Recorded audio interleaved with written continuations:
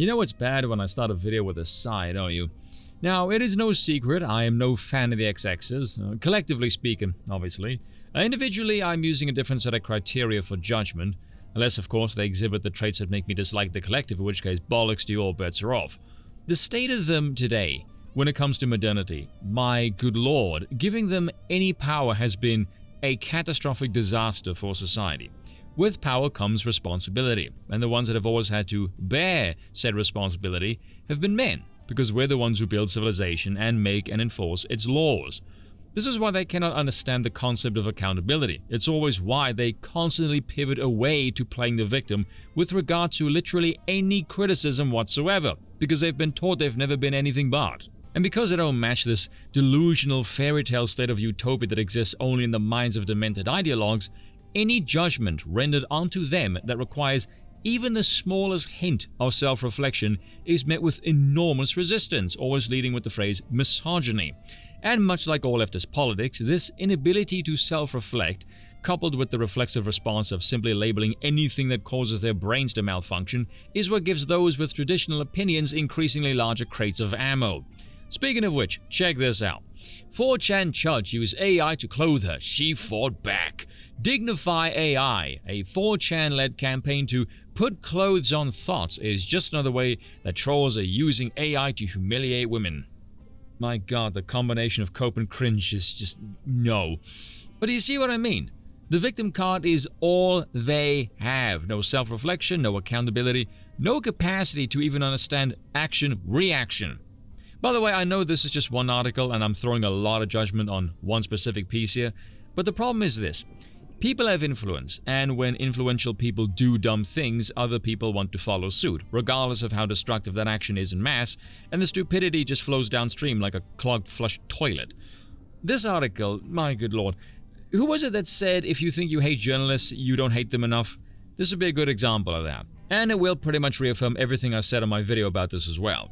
Now, for those of you that need a bit of a TLDR about this, DignifAI is an AI that takes the skimpy dressed and dresses them with a sense of dignity, hence the name AI. And that's it. Look at this absurdity. As an adult content creator with a large following on the internet, Isla David has dealt with trolls before. Oh, I'm terribly sorry to hear that. Usually her work combating online bad actors involves her trying to take down photos of herself that have been posted elsewhere without her permission, etc., etc. But also she's used to trolls editing her image without her consent. They're either subtracting clothes, editing my waist, or editing the size of my chest and my hips, she tells Rolling Stone. Just generally treating me like human Play-Doh for them to mash around. Remember what I said in the previous videos about they don't understand public versus private consumption? If you put your image online, as far as I'm concerned, you're public property. Not in a legal sense, but more so because you're selling a mass-produced product. And if people buy it, well, now that's private property, and they can do with it whatever the hell they want. If this is something that puts you off or disturbs you, try not selling your body. There's no amount of laws and prohibiting structures that can be erected to mitigate any of this, and trying to would just result in a draconian hellscape of a regime. No thank you. Now we're going to see why you should amp up your dislike of journalists and why their crappy industry is all dying off. The photo had been manipulated with AI, David said, to make her look like some strange parody of a woman. Her waist and thighs had been edited to look smaller, but her head had been edited to nearly twice its size. What's more, the person who edited had clothed her in a demure white A-line dress and surrounded her with 3 adorable children, all the same approximate stature and wearing similarly beating white garments.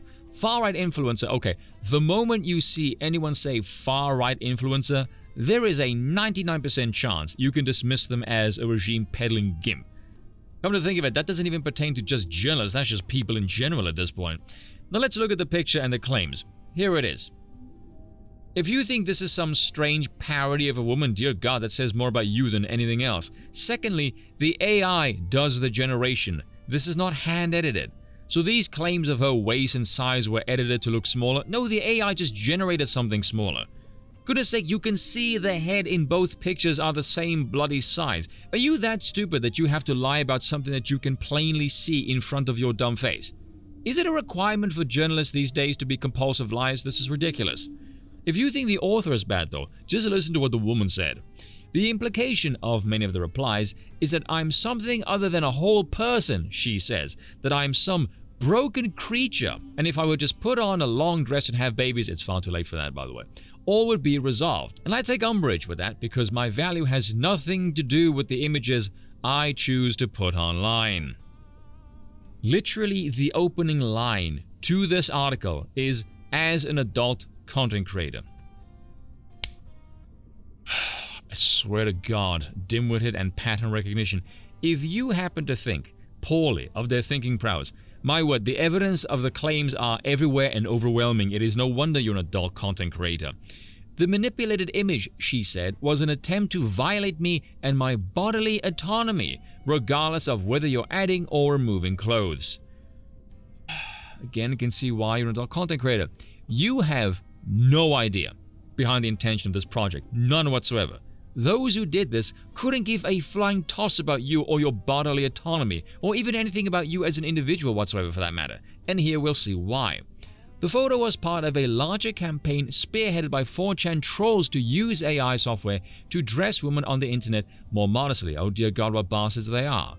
You know, the fact that 4chan's pole board, uncensored internet wants to dress women like they have a sense of class and dignity, from a cultural perspective is actually pretty jarring.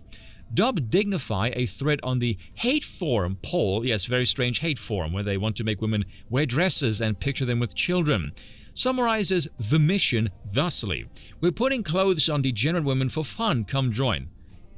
It amazes me to see this painted as a negative. Yes, we're going to use AI to make women look less degenerate and more wholesome.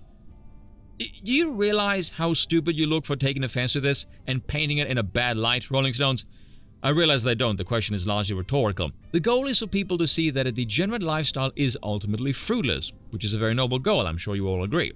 The thread also includes links to specific tutorials for people to use the program Stable Diffusion for this purpose, as well as instructions to include the name of the women in the post so Anons can at them, making it clear that the goal of the campaign is targeted humiliation. Statement from the group: the goal is for people to see a degenerate lifestyle is ultimately fruitless. Next line, making it clear the goal of the campaign is targeted humiliation. Apparently showing women this is how you would look if you had a sense of self-respect is somehow humiliation, which, I don't know about you, implies women don't know that selling their bodies is not an act of self-respect or dignified in any way. Yet for some reason, when shown dressed and beautifully conservative, they will understand it then, through the feeling of humiliation. Is it just me, or does that make no freaking sense whatsoever? But let's get the last word from the content creator. It's just another attempt to make me feel bad about the person that I am online, she said. Whether it's calling me ugly, or whether it's complaining that my ass is too big or not big enough, or too lumpy or not lumpy enough. At the end of the day, it's about finding fault with the body that I put online. At the end of the day, what they're trying to do is revoke your ability to consent and revoke your bodily autonomy on the internet.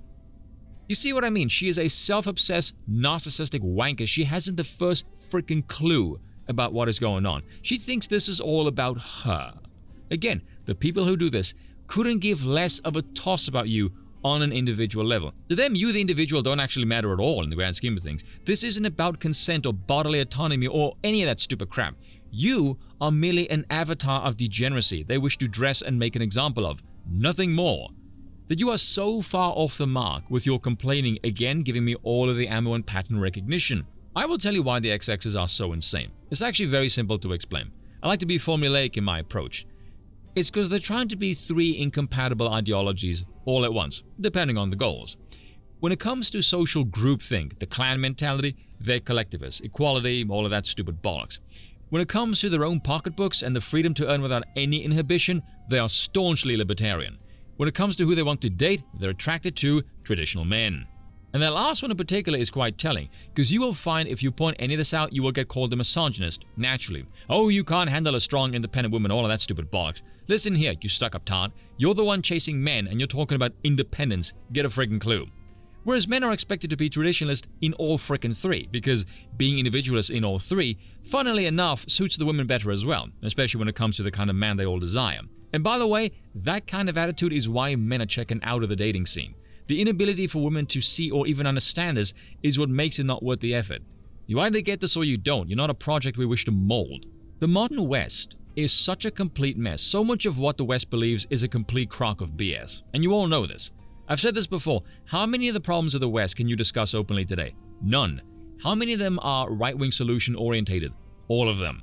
Modern women are a product of that mess, which is why they're so dysfunctional and unhappy. And yet the one thing they all desire is a traditional man. Why? Because like Mussolini said, no revolution can undo the nature of man, and sexual desire is not impeded by any ideology. And I'll say that again so people in the back can hear me. Sexual desire is not impeded by any ideology. And I will stand by that statement. No woman will ever truly respect a boy of the left. I say boy because there's no men on the left. Right? Testosterone is far too low. If you're of that persuasion, conservative type of women will not even look at you, and leftist women will pity you. Whereas if you're on the right, both type of women will find you sexually desirable. You can have a far left commie of a chick, one of the rare few types that are thin, insert many jokes as to why they are thin. But she can be in a room with the most militant traditionalists, of the monarchical variety even.